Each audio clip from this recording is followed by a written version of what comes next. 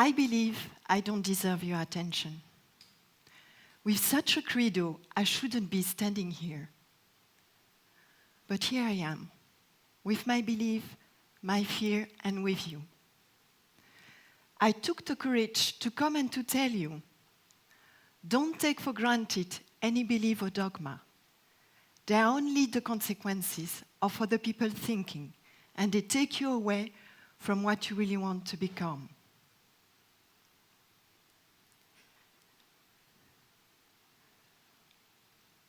I think I lost my text. That's the fear.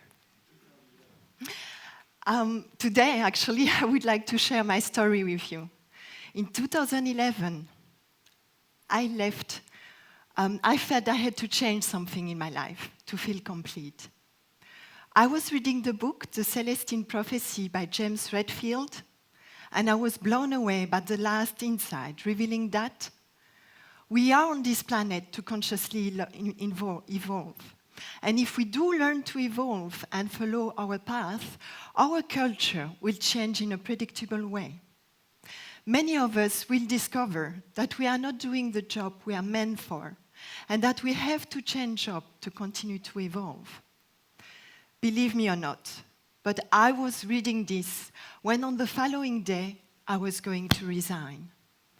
A synchronicity that gave me a boost to quit without thinking about the future.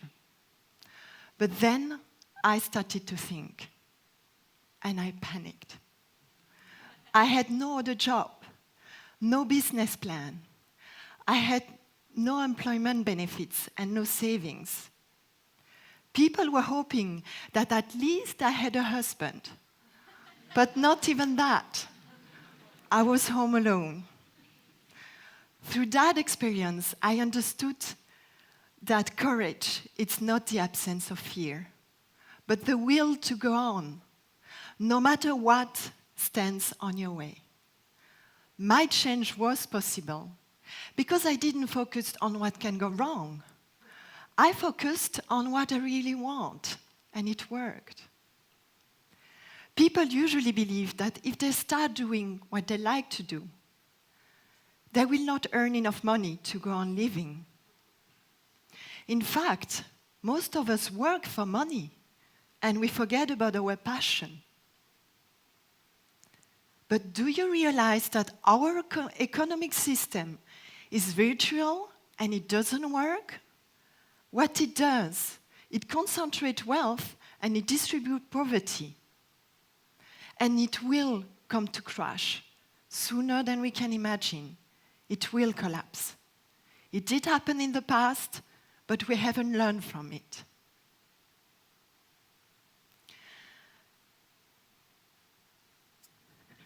Gosh. Exactly. If money, let me ask you this, if money didn't exist, what would you do? What is your passion? When I made my shift, I started to meet many people who did the same. And I heard amazing story. Such a top bank manager who quit his job to become a farmer. A pilot who founded a renewable energy company. I have a friend, she worked 12 years in a bank, and she is now a naturopath. And another one, a Reiki therapist. I know someone who wants to open a school with a new education system, and so on. The more I hear about such changes, the more I am convinced that we are shifting to a new economy. An economy for a more sustainable world, based on collaboration, co-working, and sharing. People are engaging in energy medicine, personal development, environment, and creativity. And if you look at the list, you will notice that all these jobs care about the well-being of the humans and the planet. And this is all we need. We don't need more than this. And here comes the good news. Confucius said, choose a job you love, and you will never have to work a day in your life. Dear us, There is an awakening going on all over the planet, and the growth of human consciousness cannot be stopped, no matter how much today's establishments try to ignore it or even hide it. And I hope you will agree with me. Our society needs a new story to belong to, a new way of living.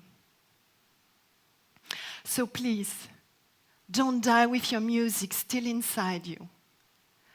Have the courage to follow your intuition. And as soon as you know who you really are, you will be amazed of what you can do and how well you can do it. Believe me. And I will leave you with this. Doing what you are meant for is the first step to a thriving world. And I know that together, we will shape that better world. I know it.